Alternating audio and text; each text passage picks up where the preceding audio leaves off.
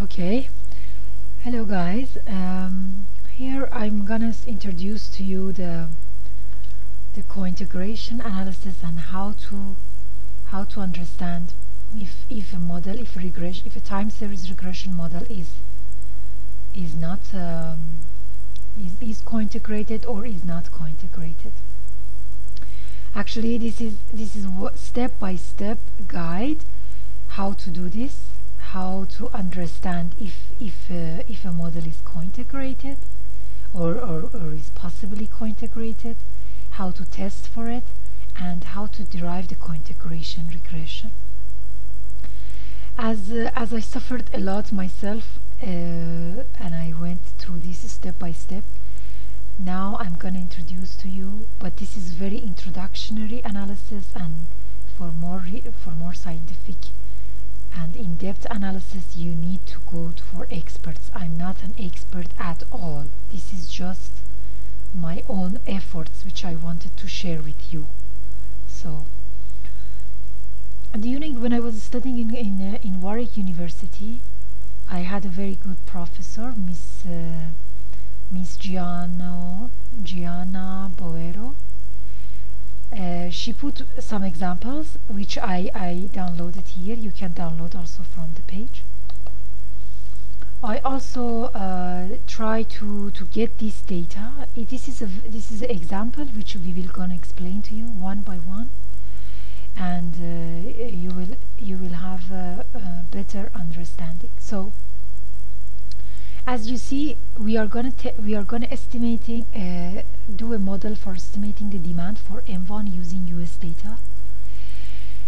I already derived this data from the US research website, and more or less the model is the same as this paper. I couldn't find the original model of this paper. However, the model which I derived is exactly same as this model. Okay, let's go straight forward.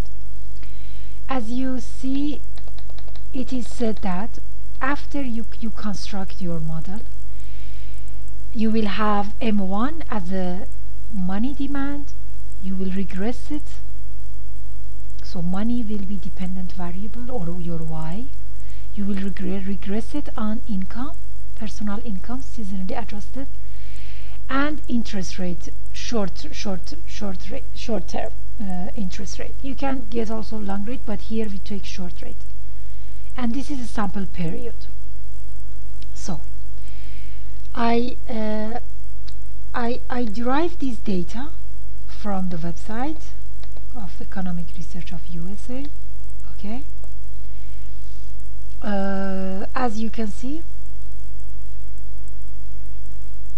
this is the money stock or money demand from 1974 until 1993. The second variable is your short-term interest rate, which is 3 months treasury bills, and I got this, and also you get a logarithm 1, and also your personal income, which is Y, natural log of real personal income. This is also this is all available. I will put the reference for you. So I did a regression analysis, OLS. So I regress M on constant, on personal income, and on short rate. Okay, this is my model, right? So now what is the problem here? The problem is that according to the notes of first of all, I need to explain this, that we need to examine if each of these series are I1 or I0. Now before explaining to you this situation, I'm gonna use my personal notes, which might be useful for you. Let me see which one is that. Okay, this one. So if you look at this, okay, if we have a 3 variable model, okay, I hope you can see it. Sorry if this is a bad quality. If we have a three variable model, the variable 1 is I0, integrated of order 0. The variable 2 is I0. Okay? Your linear combination is I0, right? But if your variable 1 is I1 and your variable 2 is I0, your linear combination, I mean the whole model, which you can see it here as I wrote here, could be I1 or I0, or it's because one of your variables is I1. If two of them are I1, definitely your model is I1. So it's not stationary. It's non-stationary. So, but in some situations, in some of the models, based on some tests which I'm going to explain to you, we will see that although two variables, explanatory variables, are I1, however, their combination, their regression analysis together is I0. This is called cointegration. So cointegration means that although in short term they are I1 and non-stationary, however, the regression analysis of these two variables in long run is stationary. So it means that the model itself adjusts the noises or the shocks. The shocks are not permanent. So the variables and the data are settled in a way in this the cointegrated model are settled in a way that the combination of the model, the combination of this variable makes a long-term stationary regression, which is cointegrated. Okay, this is actually very difficult, however it's very interesting subject, and if you come with me step by step, you will have no issue, don't worry at all. Okay, now I'm gonna zoom to this part. Okay, now we want to explain, to examine if each of our series is I1 or I0. Okay, let's start with money in stock. We go to the view, we take a unit root test at the level and intercept. Okay, let this, I don't want to change this this default. Okay, now what does this test means? It means that your null hypothesis M has, the null hypothesis is that M has a unit root. Can we reject the null or accept the null? As you can see, the probability is very high. It means that we cannot reject the null, so we accept the null. So it means that your M is I1. Is not stationary. How we can say is this I1 or I2 or I3? By the fact that if you take the first difference from this model and you test again, augmented take a fuller test, the test indicate that there is no unit root. It means that by taking first difference of this series, you make it stationary. So this is I1. If this has been done by second difference, and then it will be stationary, then it will be I2. But with first difference, our problem solved. So we cannot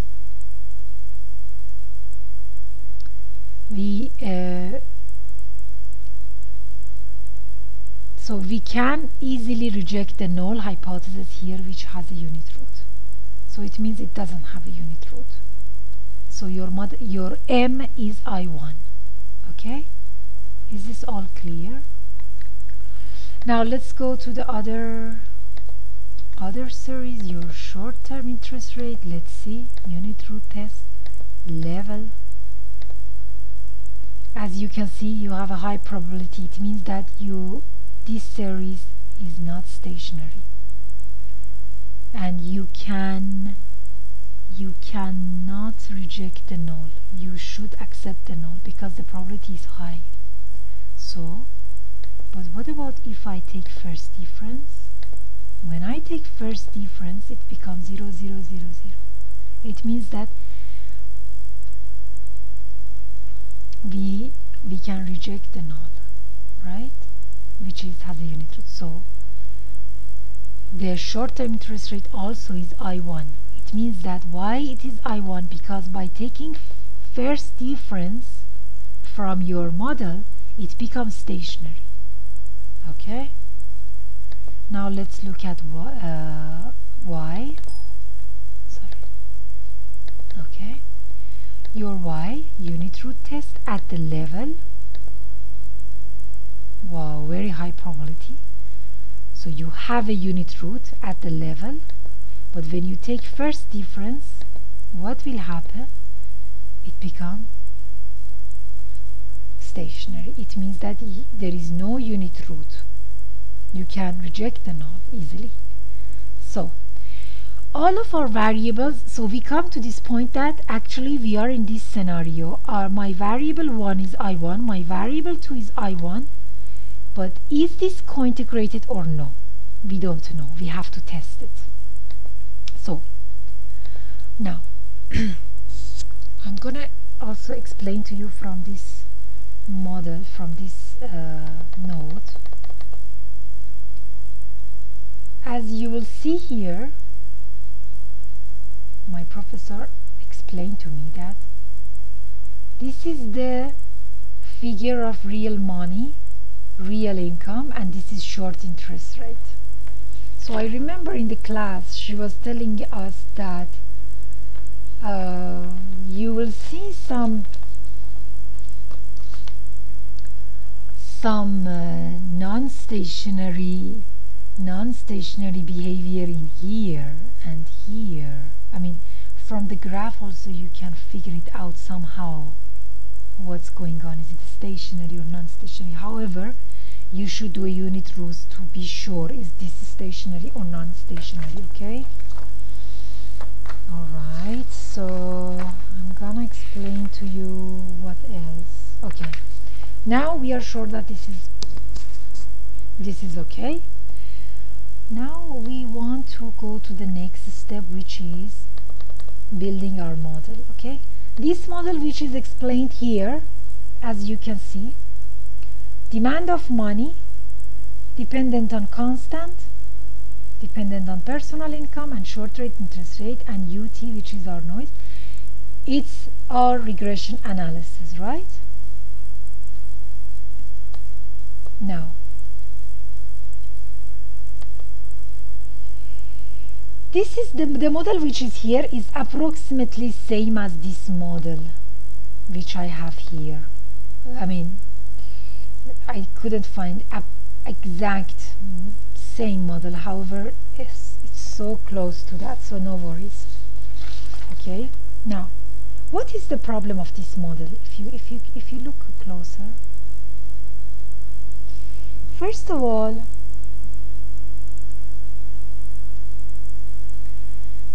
there is one problem, because Y and SR are I1. We conduct unit root tests and we conclude that this is I1 series. So as long as you are dealing with I1 series, you really cannot interpret these coefficients. These coefficients are not statistically significant, or how we can say it. It's not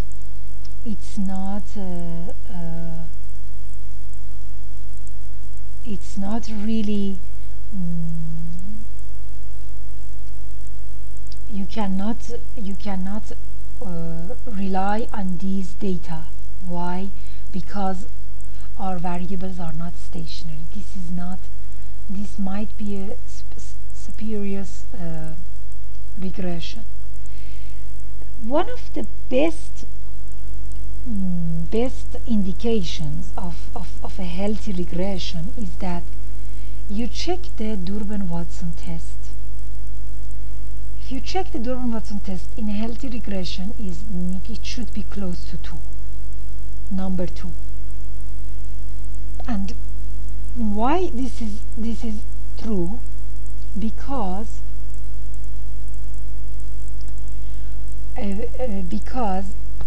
the OLS regression here is not we cannot trust the data because we have I1, okay, and our Durbin-Watson test is not equal to 2. Now why Durbin-Watson test should be equal to 2? This is something you need to go and read yourself. I don't have time to explain here. I'm gonna explain it later maybe, but now it's not possible. Okay. Now, it's very important here to take a residual of this regression. Why we need to take residual? Because we want to see if the residual of this non-stationary series, is it stationary or not? This is very important test to understand if these coefficients and the standard errors are reliable or no. Okay, how you take the residuals? You go to the residuals. You will have the residual table. This is very easy way. You copy paste this residual, okay. You copy paste, okay, in a new object which is series, okay.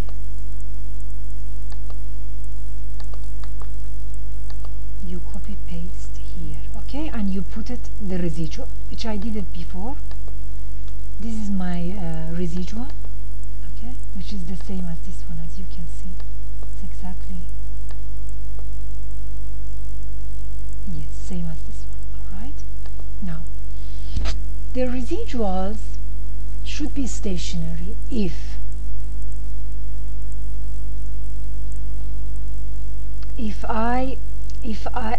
this regression really cointegrated. Now what we will do a unit root test for this residual of this regression. Look what will happen. As you can see, we are in a very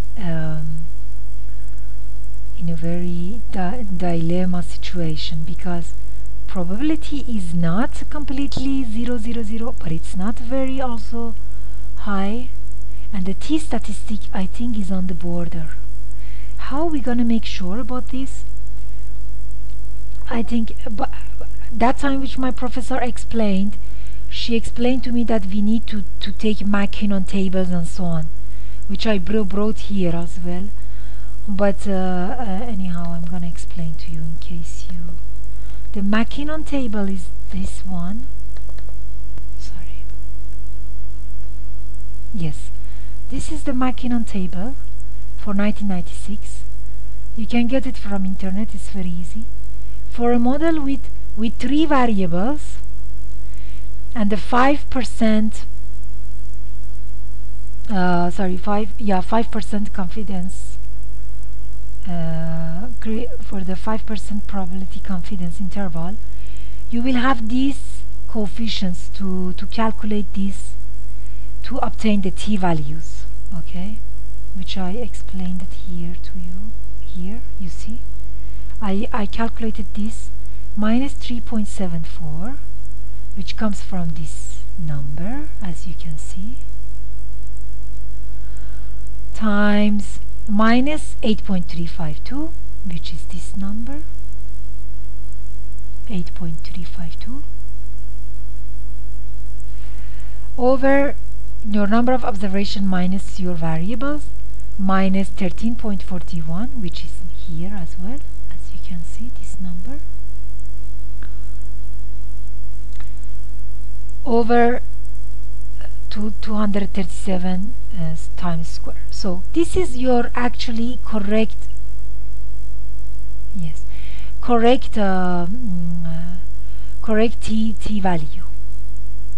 So if we estimate here -3, it was, sorry, it was -3 -3778.